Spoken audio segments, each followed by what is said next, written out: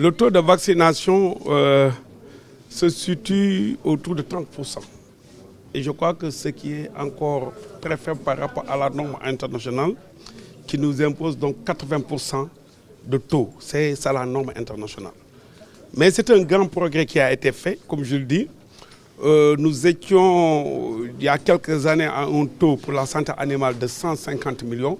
Aujourd'hui, on est à plus de 1 milliard et rien que pour assurer la vaccination. Et ça, c'est l'effort de l'État, sans compter la contribution des différents projets.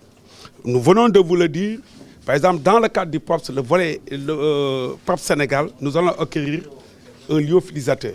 Le lyophilisateur, en termes de classe, c'est la marmite qui sert à fabriquer des vaccins, plusieurs variétés, à un coût de plus de 1,5 milliard.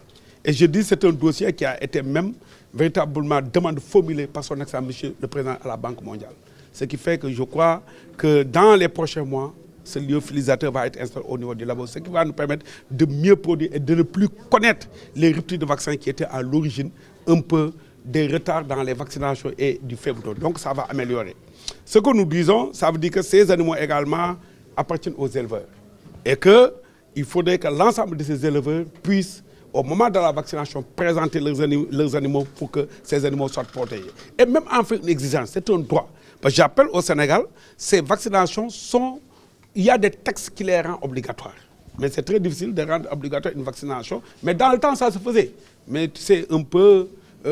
aujourd'hui, avec l'évolution, je crois que nous devons communiquer. Et c'est ce que nous avons fait dans le PRAPS, en ayant donc une convention avec l'ensemble des radios communautaires donc, qui se trouvent dans sa zone pour communiquer avec les éleveurs pour que ces derniers puissent véritablement être présents au niveau des campagnes de vaccination et des autres activités donc, du PRAPS. Assurer la santé animale suppose est-ce qu'il y a une bonne coordination régionale? Et je crois que c'est ce que notre doyen, le professeur, est en train de faire. Comment faire pour que aujourd'hui ces pays qui ont en partage ces zones de pâturage puissent harmoniser leur action, puissent avoir des campagnes? Il ne sert à rien que le Sénégal vaccine, que le Mali ne vaccine pas, ou que le Mali vaccine, le Sénégal ne vaccine pas, et vice-versa. C'est valable pour les autres pays. Donc nous devons travailler ensemble.